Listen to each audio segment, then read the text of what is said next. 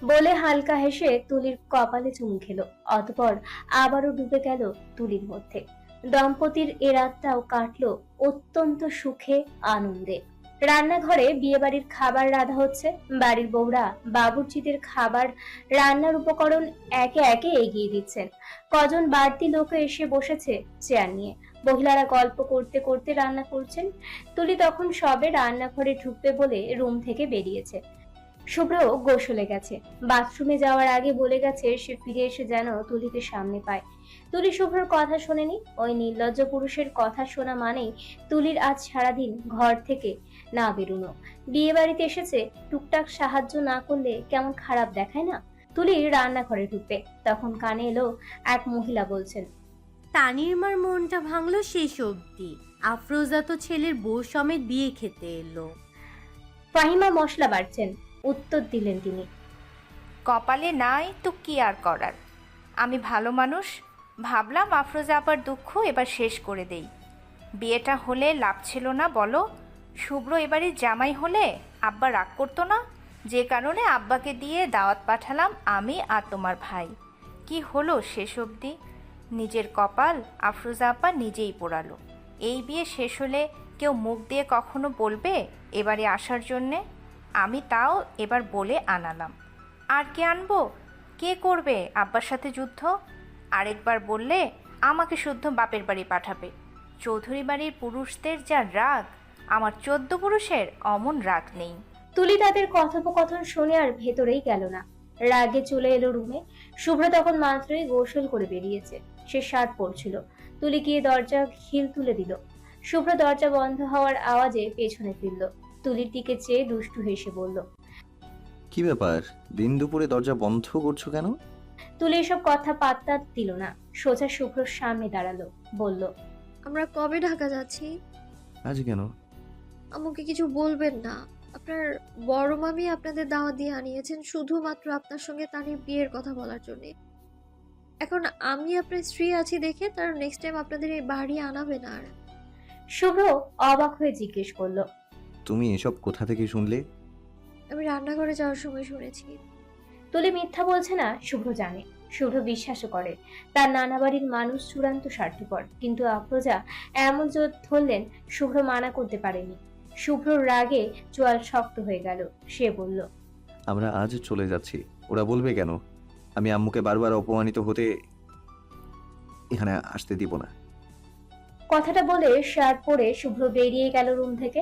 শুভ্র ভেবেছিল আফরোজাকে কিছু বলবে, কিন্তু ভাই ভাবিদের সঙ্গে আফরোজাকে হাসতে দেখে শুভ্র থেমে গেল। মন চাইল না মায়ের এই সুন্দর মুহূর্তটা তার কাছ থেকে কেড়ে নিতে। তারপর তারপর সেদিন বিয়ে থেকে আসার পর শুভ্ররা আর কখনোই চৌধুরী বাড়ি যায়নি। আফরোজা অপেক্ষা করেন কেউ আসবে তাকে নিতে, বলবে একবার যাওয়ার জন্য, কিন্তু না, কেউ আসেনি। শুভ্র বোঝে কিছু কিছু অভিমানের জোরটা বড্ড বেশি থাকে। অভিমান কাটলেও সেখানে জন্ম নেয় ক্ষোভ। সেই ক্ষোভ কেড়ে নেয় নিজেদের সঙ্গে সুন্দর সম্পর্কগুলো। ক্ষোভের দাবানলে জ্বলে পুড়ে ছারখার হয়ে যায় সম্পর্কগুলো। সম্পর্কের আহুতি দিয়েই যেন ক্ষোভের শান্তি। দেখতে দেখতে 3 বছর কেটে গেছে। শুভ্রর স্বামী হওয়ার 3 বছর 6 মাস কেটেছে। তুলিও এমবিবিএস পাশ করে একটা ক্লিনিকে জব নিয়েছে। সামনে ডিগ্রিও করার ইচ্ছে। শুভ্র এর মধ্যে এমডি করেছে ক্লিনিক্যাল সাইডে, পেডিয়াট্রিক বিষয়ে। তুলির বাবা বহু বছর পর দেশে আসলেন। তার মাথায় আপাতত অন্য ভাবনা চলছে। সেই ভাবনা থেকে তিনি দাওয়াত করলেন শুভ্র আর আফরোজাকে নিজেদের বাসায়। শুভ্র হসপিটাল থেকে ফিরে আফরোজাকে নিয়ে গেল তুলিদের বাসায়। তুলি বারান্দায় দাঁড়িয়ে অপেক্ষা করছিল শুভ্রর জন্য। যেই না শুভ্রর গাড়ি তুলি দেখলো, সঙ্গে সঙ্গে তুলি হেসে লুকিয়ে গেল। তুলির জন্য ইয়াসমিন গোলাপি রঙের শাড়ি বের করে রেখে এসেছিলেন বিছানার উপর। তুলি শাড়িটা একটু নেড়ে চেড়ে ব্লাউজ পেটিকোটটা নিয়ে বাথরুমে গেল। শুভ্র বসার ঘরে সোফায় বসে আছে। তার মুখোমুখি ইয়াজিদ সাহেব। তিনি শুভ্রকে সরাসরি এই প্রথম দেখলেন। শুভ্র চুপচাপ বসে আছে। মূলত ইয়াজিদ সাহেবের সঙ্গে সে কি কথা বলবে খুঁজেই পাচ্ছেন না। ইয়াজিদ সাহেব এবার নিজের মেয়ে জামাইয়ের সঙ্গে কথা তুললেন। শুভ্র, ভালো আছো তো? হাসপাতালের কাজ কেমন যাচ্ছে? ভালো যাচ্ছে আঙ্কে। সরি বাবা। শুভ্র লজ্জা পেয়ে গেছে। আঙ্কেল আর বাবা বলার অভ্যেসের মধ্যে যে সবসময় কনফিউজ হয়ে যায়, এটা নিয়ে তুলির কাছে সে কম বকা খায়নি। তবুও পারে না, তবে চেষ্টা চালিয়ে যাচ্ছে সে। ইয়াজিদ সাহেব বললেন, শুনলাম নতুন হাসপাতাল তৈরি করেছো। জি বাবা, অন্যের চাকরি আর কত, নিজের কিছু একটা হওয়া উচিত। টাকা পয়সার ব্যাপার তো অনেক, সামলাতে পারছো তো? হয়ে যাচ্ছে, আমরা 3 বন্ধু মিলে করছি। বাকি টাকা শর্ট পড়ায় ব্যাংক থেকে লোন নেওয়া হয়েছে। টাকা লাগলে আমাকেও বলো, চেষ্টা করব সাহায্য করার। লাগলে বলবো বাবা। ইয়াজিদ থামলেন, আর কি কথা বলবেন খুঁজে পেলেন না। তবে শুভ্র ছেলেটাকে সামনাসামনি দেখে তিনি দারুণ সন্তুষ্ট। যেমন দেখতে ভালো, তেমনি আচার ব্যবহার। মেয়ের জন্য একদম সোনা পেয়েছেন ইয়াজিদ। তবে ইয়াজিদ যদি জানতেন শুভ্র বেডরুমে তারই মেয়ের সঙ্গে চূড়ান্ত অসভ্যতা করে, তাহলে হয়তো আজকে তিনি শুভ্রর সম্বন্ধে এমন মন্তব্য করতেন না। শুভ্র মনে মনে হাসলো খানিক। বাইরের মানুষের সঙ্গে শুভ্র হচ্ছে ভদ্র পুরুষ, অথচ বউয়ের সঙ্গে চূড়ান্ত অসভ্য। একমাত্র তুলিই এর ভুক্তভোগী। তুলি জানে শুভ্র কেমন ফাজিল এবং অসভ্য। ইয়াজিদ এবার স্ত্রীকে ডাকলেন। ইয়াসমিন রান্নাঘরে নাস্তা বানাতে বানাতে আফরোজার সঙ্গে গল্প করছিলেন। স্বামীর ডাক শুনে তিনি এলেন। ইয়াজিদ বললেন, মেয়েকে নিয়ে আসো। আনছি। কথাটা বলে ইয়াসমিন তুলির ঘরের দিকে ছুটলেন। তুলি তখন সবে শাড়ি পরেছে, শাড়ি সামলাতেই পারছে না তুলি। শাড়ি নিয়ে এক প্রকার যুদ্ধ করা লাগছে। ইয়াসমিন তুলির এমন বেহাল অবস্থা দেখে হাসতে হাসতে ঘরে ঢুকলেন।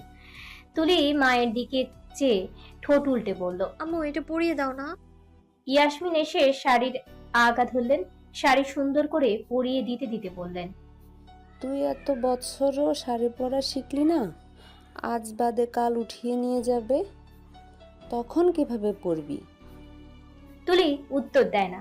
মাকে তো আর বলতে পারবে না যে ও বাড়িতে তাকে শাড়ি পরিয়ে দেওয়ার জন্য দুজনে আছে, শুভ্র রামু আর স্বয়ং শুভ্র। তুলি শাড়ি পরতে পারে না দেখে শুভ্র একদিন তুলির সামনে বসে ইউটিউব থেকে দেখে শাড়ি পরা শিখেছে। তারপর দেখে দেখে শাড়ি পরিয়েও দিয়েছে তুলিকে। সঙ্গে অসম্ভব দুষ্টুমি তো আছেই। হাতটা বড্ড চলে শুভ্র, খালি এখানে ওখানে ছোঁয়ে। তুলি হাসলো। ইয়াসমিন তুলিকে শাড়ি পরিয়ে দিয়ে অলংকার হালকা কিছু পরালেন। শুভ্র যে বালা দিয়েছিল তুলিকে, তুলি সেটা হাতে নিল। শুভ্র একটা লকেট দিয়েছিল ইদানিং। লকেটে তুলি আর শুভ্রর প্রথম অক্ষর এসটি দেওয়া।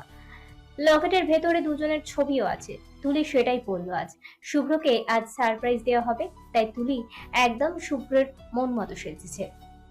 তুলিকে নিয়ে আসা হলো শুভ্রর সামনে। তুলি ধীর পায়ে এগুচ্ছে। তুলিকে আজ ভীষণ সুন্দর লাগছিল। শুভ্র হা হয়ে তুলিকে একবার দেখলো। পরপর সবাই পাশে আছে দেখে শুভ্র চোখ সরিয়ে নিল। গলা খাঁকারি দিয়ে সোজা হয়ে বসলো। ইয়াসমিন তুলিকে শুভ্রর পাশে বসালেন। শুভ্র গা ঘেঁষে বসেছিল তুলি। শুভ্র বড়রা পাশে আছে দেখে একটু সরে বসলো। তুলি এটা দেখে মাথা নিচু করে হেসে ফেললো। আসছে তুলির লাজুক পর। হ্যাঁ, ইয়াজিদ বললেন, আফরোজা, শুভ্র তুলির সম্পর্কটা এবার এগোনো উচিত। কথা দিয়েছিলাম মেয়েকে 2 বছর পরে তুলে দেব। দেরি হয়েছে, কিন্তু কথা রাখবো আমি। আরও আগেই দিতে পারতাম, কিন্তু আমি দেশে নেই। একমাত্র মেয়ের বিয়ে হয়ে শ্বশুরবাড়ি যাবে, সেটা বাবা হয়ে মন মানছিল না আমার। রাগ করো না এটার জন্য। এখন আমি দেশে এসেছি, আমি চাই তুলিকে আমি নিজের হাতে সাজিয়ে গুছিয়ে ওর শ্বশুরবাড়ি পাঠাবো। কি বলো তুমি? শুভ্র অবাক হয়ে ইয়াজির দিকে তাকালো। তুলি হাসছে মনে মনে। আফরোজা খুশি হয়ে বললেন, অবশ্যই তুলিকে আমি নিজের মেয়ের থেকে কম দেখিনি ভাইজান। ও আমার ঘরে আসা মানে আমার একটা মেয়ের অভাব পূরণ হওয়া। আমরা রাজি। শুভ্র এবার হালকা হাসলো। ইয়াজিদ বললেন, কথাবার্তা তাহলে সারা যাক। জোবায়ের হেলে দুলে এসে শুভ্রর হাত ধরলো, বলল, চলো দুলা ভাই, আপু আসো আসো। শুভ্র জোবায়েরকে কোলে তুলে নিল। জোবায়ের এতেই হম্বিতম্বি করে উঠে বলল, কোলে না, আমি বড় হয়ে গেছি না দুলা ভাই, নামাও আমাকে। শুভ্র হেসে ফেললো, বলল, ওরে বাবা, বড় হয়ে গেছে জবু। শুভ্র জোবায়ের সঙ্গে হাসতে হাসতে কথা বলছে তুলির সামনে। ছাদের দিকে এগুচ্ছে। শুভ্র তুলির পেছনে পেছনে ছাদের দিকে গেল। ছাদের দরজা পেরুতেই জোবায়ের কোল থেকে জোর করে নেমে গেল। শুভ্রর দিকে চেয়ে বলল, তোমরা গল্প করো, I am giving you guys privacy, enjoy. কথাটা বলে দৌড়ে চলে গেল জোবায়ের। শুভ্র হাঁটুর বয়সী বাচ্চার মুখে এই ধরনের কথা শুনে ভ্যাবা জ্যাকা খেয়ে গেল। তুলিকে জিজ্ঞেস করলো। ও প্রাইভেসি দেওয়া শিখলো কিভাবে? তুলি কপাল কুঁচকে বলল। আরে ওর ফ্রেন্ড একটা ভয়াবহ পাকনা, ওদের থেকেই মনে হয়। শুভ্র হালকা হাসলো, বলল, সেদিনের জোবায়ের আজকে আমাদের প্রাইভেসি দিচ্ছে, ভাবা যায়? আগে তো আমাদের সঙ্গে পিছু পিছু ঘুরতো। তুলি হাসলো। শুভ্র দীর্ঘশ্বাস ফেলে বলল। তুলি শুভ্রকে দেখে শুভ্র এগিয়ে এসে কোমর চেপে ধরে। তুলি শুভ্রকে দেখে, শুভ্র এগিয়ে এসে তুলির কোমর চেপে ধরে। তুলি শুভ্রর বুকের সঙ্গে মিশে যায়। শুভ্র তুলির কপালের উপর থেকে চুল ছড়িয়ে বলে, এবার অফিসিয়ালি অ্যান্ড অ্যাকিউরেটলি আমার বউ আমি ঘরে তুলবো। তারপর আবারও যাবো সাজেক হানিমুন। তারপর 2 থেকে 3 হয়ে ফিরবো আমরা। তুলি লজ্জা পেয়ে মাথা নিচু করলো। শুভ্র বলল, আমি আর অপেক্ষা করবো না কিন্তু তুলি। বিয়ের 1 বছরের মধ্যে আমার একটা পরিচয়। পরিচয় ছেলে না? তুলি জিজ্ঞেস করলো। শুভ্র তুলির কপালে চুমু খেয়ে বলল, আল্লাহ জানেন, তাতেই আলহামদুলিল্লাহ। শুভ্র এবং তুলির বিয়ের তারিখ ঠিক হয়েছে আগামী 25শে মে, বাদ আসর। হাতে আছে মাত্র 10 দিনের মতো।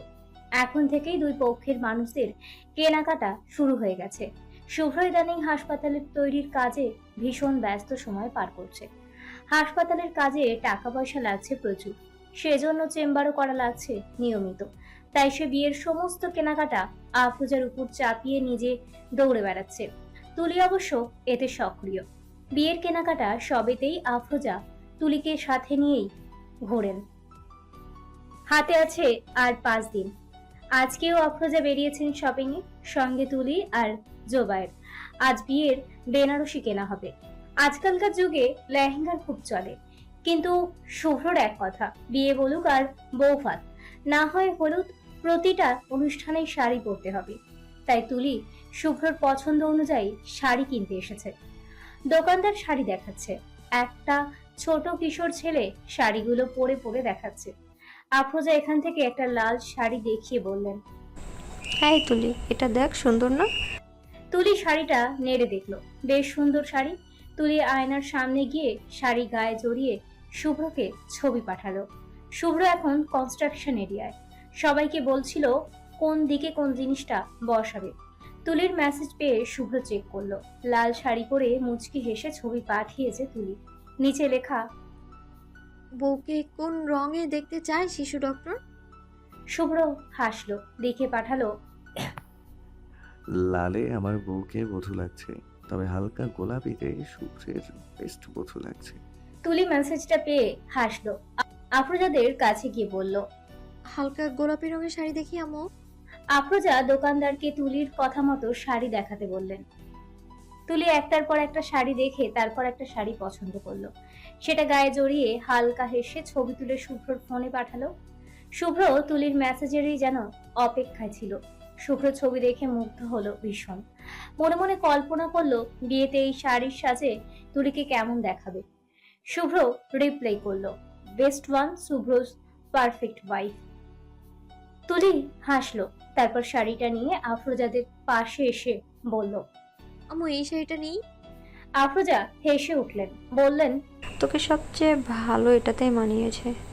তুলি লজ্জা পেয়ে মাথা নিচু করে হাসলো। আফরোজা অতপর শাড়িটার টাকা মেটালেন। তারপরে একে একে অলংকার সহ মেকআপ, প্রসাধনী সামগ্রী কেনা হলো। সারাদিন শপিং করে তুলি ক্লান্ত হয়ে বিছানায় শুয়েছে মাত্র।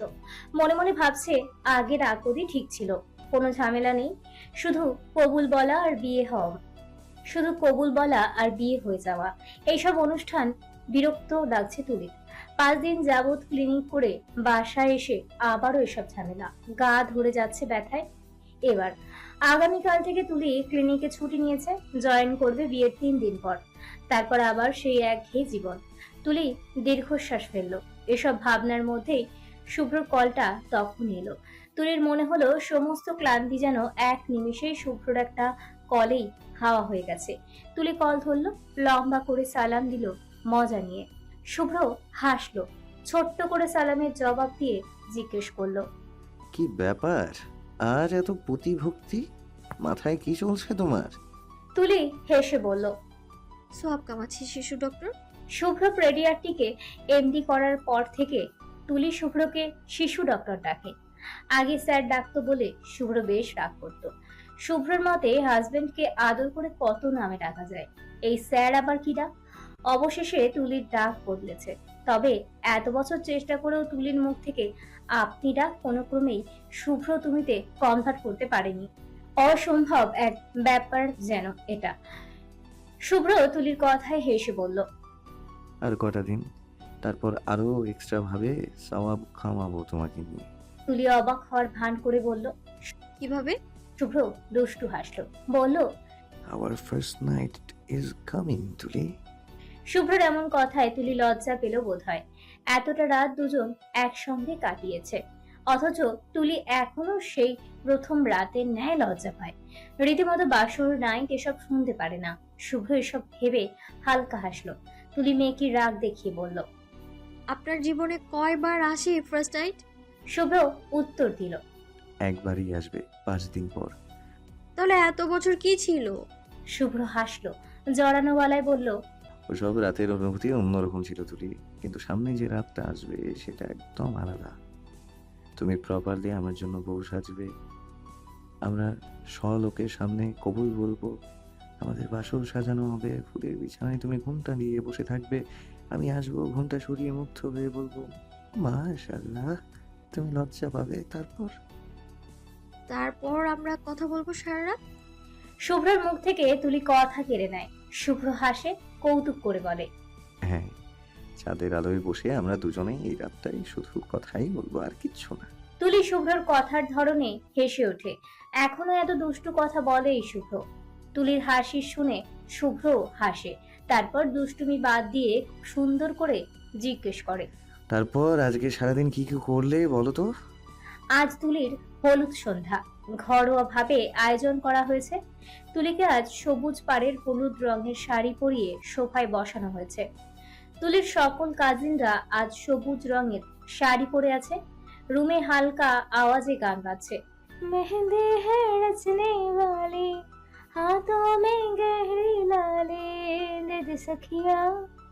সবাই গানের সঙ্গে গুনগুন করছে। এক সময় অপেক্ষা শেষ হলো। হলুদ নিয়ে ঘরে এলেন ইয়াসমিন। তুলির পাশে বসে প্রথমেই চুমু বসালেন মেয়ের কপালে, তারপর তুলির দু গালে হলুদ লাগিয়ে হালকা হেসে বললেন। হলুদের মতো ফুটে থাকুক তোর সারা গা, স্বামী সোহাগী হ মা। ইয়াসমিন তার চোখ থেকে কাজল নিয়ে তুলির কানের পেছনে লাগিয়ে দিলেন। তুলির মনে পড়ল সাজিকে একবার শুভ্র কয়লার কালি দিয়ে তুলির কানের পেছনে নজর ফোঁটা দিয়েছিল। তখন বিয়ের শুরু সময় ছিল। তারপর ধীরে ধীরে একে অন্যের প্রেমে পড়া, লাজুক শুভ্রর খোলস ভেঙে অসভ্য শুভ্র হওয়া, তুলিও শুভ্রর সামনে খোলা বইয়ের মতো হওয়া, সবকিছু এখনো তরতাজা স্মৃতি। আজ তুলি সেই শুভ্র স্বামীকে আবারও স্বামী হিসেবে কবুল করতে যাচ্ছে। এবার শুভ্রর বাসায় তুলির একটা সংসার হবে। শুভ্রর কথা মতো সেই সংসারের রানী হবে তুলি, আর শুভ্র রাজা। নিজেদের এসব কথা ভেবে তুলির বুকটা কাঁপছে, গলা শুকিয়ে যাচ্ছে বারবার অদ্ভুত তৃষ্ণায়। একে একে সবাই তুলির শরীরে হলুদ মাখিয়ে দিল। তুলির সারা শরীরে এক ফোঁটাও জায়গা নেই, সবখানেই গাঁজা হলুদ। তুলিকে দেখে মনে হচ্ছে হলুদের মিশ্রণে ডুব দিয়ে এসেছে ও। তুলি নিজেকে দেখে বিরক্ত হয়ে বলল। বিয়ে মানেই এক গাদা হলুদে ডুবে যাওয়া, উফ। তুলিকে এই অবস্থায় দেখে সব কাজিনরা হাসছে। পুরো হলুদের মুখের মধ্যে একমাত্র তুলির চোখটাই সাদা। একজন তো মজা করে শুভ্রকে ভিডিও কল দিয়ে বসলো। শুভ্র ফোনের ওপাশ হতে তুলিকে দেখে হাসতে হাসতে শেষ। শুভ্র হাসতে হাসতে বলল। হলুদ বোধহয় একটু কম পড়েছে শালিকা, আরো লাগানো উচিত ছিল। শুভ্রর কণ্ঠ শুনে তুলির সামনে চোখ তুলে তাকালো। শুভ্র ভিডিও কলে। তুলি লজ্জা পেয়ে দু হাতে মুখ ঢাকলো। শুভ্র দেখে ফেলেছে, আর দেখানো যাবে না। ওপাশ থেকে শুভ্র এটাও দেখে টিপ্পিনি কেটে বলল। খুব লুকিয়ে পড়েছো তুলি, আমরা তো কেউই তোমাকে দেখতে পাচ্ছি না। শালিকারা, আপনারা কেউ দেখছেন আপনাদের বোনকে? সবাই একসঙ্গে জোরে বলে উঠল। না দুলা ভাই। সবাই এভাবে মজা নিচ্ছে দেখে তুলি মুখ লুকানো অবস্থায় হেসে ফেলল। তুলির দেখা দেখি সবাই হেসে উঠল। হলুদ সন্ধ্যা এভাবেই স্বপ্নের মতো কাটলো এই অ্যারেঞ্জ ম্যারেজ দম্পতির। শুভ্র তুলির বিয়ের দিন ঘনিয়ে এসেছে। আগামীকাল আসরের পর বিয়ে। তুলিদের বিল্ডিং এর পুরোটাই সাজানো হয়েছে বাতি, সদর গেট ফুল দিয়ে সাজানো হয়েছে। জামাই আসবে এ বাড়ি, একটা আলাদা সৌন্দর্য তো দেখানোই লাগবে নিজেদের। সন্ধ্যার পর চা খেয়ে ইয়াজিদ তখন রুমে বসে আগামীকালের খরচের হিসেব করছেন। হঠাৎ দরজায় টোকা পড়ল। বাবা আসবো? ইয়াজিদ চোখ তুলে তাকালেন, মেয়েকে দেখে বললেন। আসো, ভেতরে আসো। তুলি হেঁটে ভেতরে ঢুকলো। বাবার পাশে বিছানায় বসে বাবার দিকে চেয়ে পড়ল। ডেকেছিলে? মা বলল। ইয়াজিদ তুলিকে দেখেন। তুলির গা থেকে আজ হলুদ পারফিউম সব মিলিয়ে সুন্দর একটা বউ বউ গন্ধ আসছে। মুখটা লাগছে এক আস্ত এক চাঁদের টুকরো। বিয়ের ফুল ফুটলে সব মেয়েদেরই বোধ হয় চেহারার সৌন্দর্য বাড়ে। ইয়াজিদের আবারও মনে পড়ে যাচ্ছে মেয়ে তার চলে যাবে কাল পরের বাড়ি। এতদিন মেয়েকে পরের বাড়ি দেননি, কাল দিতে হবে। তারপর এই ঘরটা ফাঁকা হয়ে যাবে, ঠিক ইয়াজিদের বুকটার মতো। ইয়াজিদের বুকে কিছু যেন একটা দলা পাকাতে চাইছে। কষ্ট নাকি? মেয়ে বিয়ে দেওয়ার যন্ত্রণা। ইয়াজিদ একটু কাশলেন। তুলি উৎসুক চোখে বাবার দিকে চেয়ে আছে। ইয়াজিদ কথা তুললেন। ভালো লাগছে তোমার? কাল তো বিয়ে, ব্যাগ গুছিয়েছো? তুলি বাবার এমন প্রশ্নে আহ্লাদ দেখলো। তুলি জবাব দিল।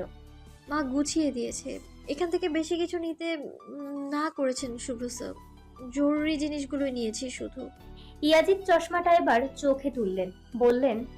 শুভ্র, শুভ্র তোমার স্বামী ছিল এতদিন, কাল থেকে ও ঘরে যাবে, ও ঘরে সংসার হবে তোমার। তুমি খুশি? আমাদের সিদ্ধান্তে তুমি কখনো এত বছরে আফসোস করেছো? বলো আমাকে।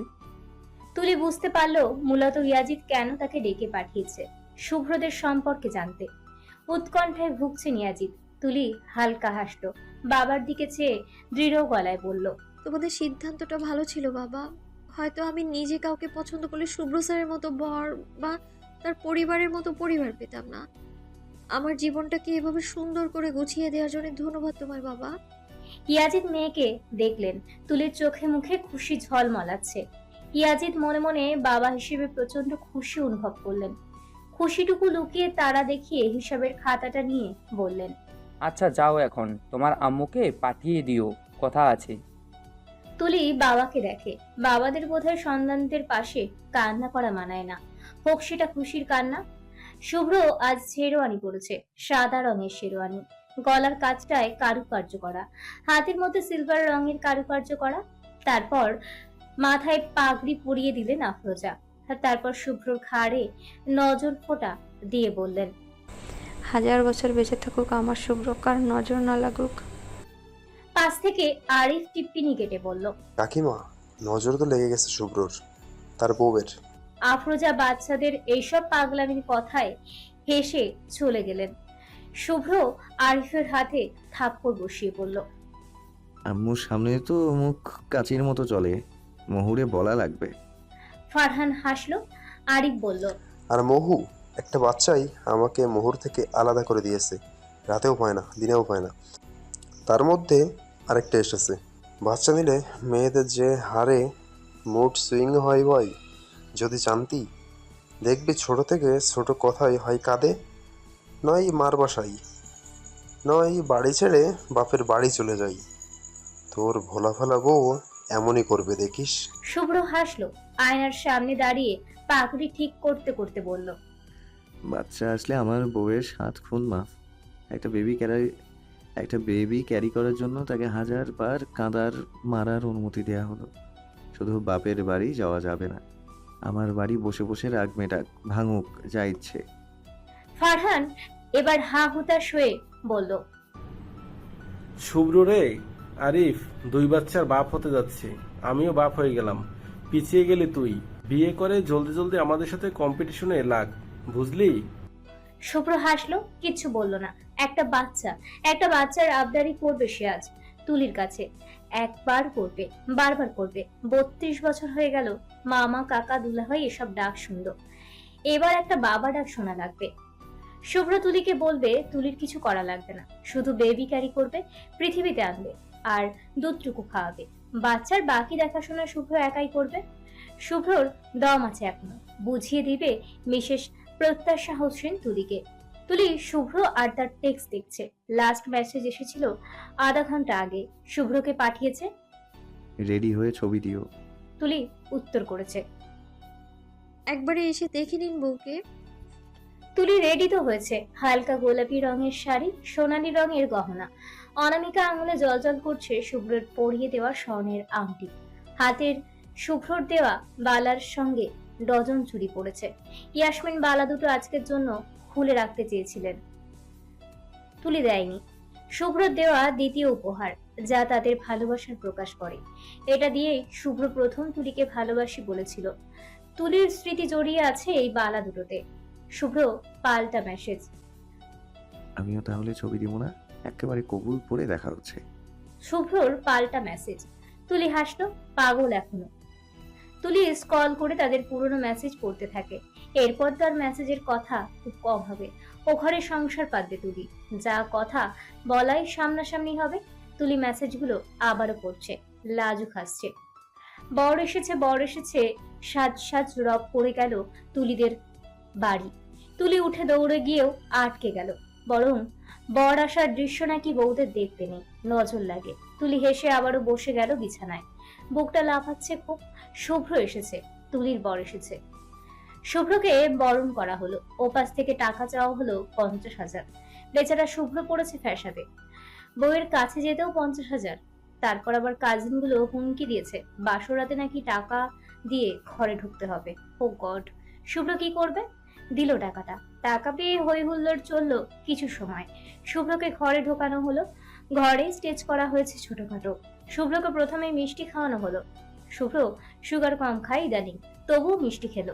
আফরোজা বলেছেন এটা নাকি নিয়ম। শুভ্র উসকুস করছে। তুলিকে এরা কখন এনে পাশে বসাবে? আধা ঘন্টা তো কাটলো।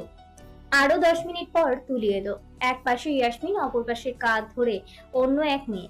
হাঁটার তালে তুলির শাড়ির কুচি দুলছে। শাড়ির আঁচলটা সম্পূর্ণ কারুকার্য করা, ঝুলে আছে এক পাশে। শুভ্র জানা মতে তুলি হেঁটে আসা তার দেখা সবচেয়ে ভয়ঙ্কর দৃশ্য। এই দৃশ্যে শুভ্রের যে কোনো সময় মিনি হার্ট অ্যাটাক হলেও হতে পারে। তুলি ধীর পায়ে এগিয়ে এলো। শুভ্রর পাশে বসানো হলো তাকে। শুভ্র তুলিকে একবার দেখে চোখ সরিয়ে নিল। বড়রা পাশে। তুলির ক্লাসমেটরা এগিয়ে এসে তুলি শুভ্রকে মিষ্টি খাওয়ালো।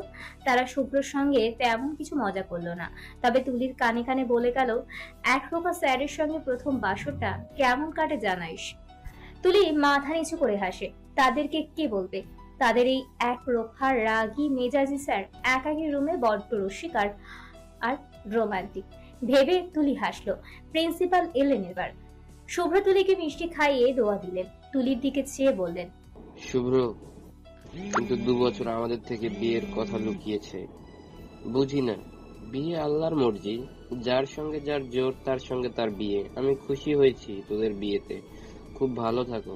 তুলি লজ্জিত ভঙ্গিতে মাথা নিচু করলো। প্রিন্সিপাল শুভ্রর দিকে চেয়ে বললেন, কথা আমাদের থেকে লুকিয়ে ঠিক করনি শুভ্র। তোমার আগামী 7 দিনের ছুটি ক্যান্সেল করা হলো, সামনের মাসের 15 দিনের ছুটি ক্যান্সেল। শুভ্র হাসলো, লজ্জিত গলায় বলল, সরি স্যার। শুভ্র হাসলো লজ্জিত গলায়, তারপর বলল। প্রিন্সিপাল হু হা করে হাসলেন।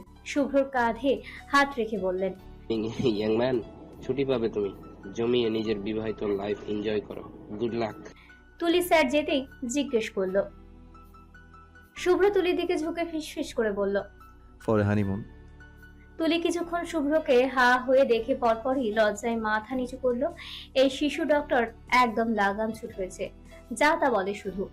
এবার কবুল বলার পালা। কবুল বলা হবে শুধু বিয়েতে ছবি তোলার জন্য। আকর্দামা তো আগেই হয়ে আছে। কবুল বলার মুহূর্তে তুলির ঘোমটায় আড়াল করা মুখের দিকে শুভ্র তাকালো। তুলির আর চোখে শুভ্রর দিকে চেয়েই আছিল। শুভ্র তুলির দিকে চেয়ে ভুবন ভোলানো এক হাসি দিল। তুলির বুক বরাবরের মতো ধক করে উঠল। চোখ সরিয়ে নিল তুলি। কাজী তুলিকে বললেন, বলো মা কবুল। তুলি এক নজর শুভ্রর দিকে তাকালো। শুভ্র ভীষণ উৎসুক চোখে তুলিকে দেখছে। তুলি শুভ্রর ওই মুখটার দিকে চেয়ে মৃদু স্বরে বলল। শুভ্র মুগ্ধ চোখে তুলিকে দেখলো। প্রথমবার কবুল বলার সময় তুলির কণ্ঠে জড়তা ছিল। আজ তুলির কণ্ঠে আছে আত্মবিশ্বাস, আছে শুভ্রর প্রতি অগাধ ভালোবাসা। শুভ্রকে কবুল বলতে বলা হলে শুভ্র তুলির দিকে চেয়ে হালকা আওয়াজে বলে দিল আলহামদুলিল্লাহ বলে পুরো ঘরময় হই হুল্লোড় লেগে গেল এক প্রকার। তুলিকে শুভ্রর পাশে বসানো হলো, আয়না আনা হলো। আয়নায় তুলির মুখ দেখিয়ে শুভ্রকে জিজ্ঞেস করা হলো, বলো তো কাকে দেখা যাচ্ছে? শুভ্র হালকা হেসে জবাব দিল, আমার অর্ধাঙ্গিনীকে।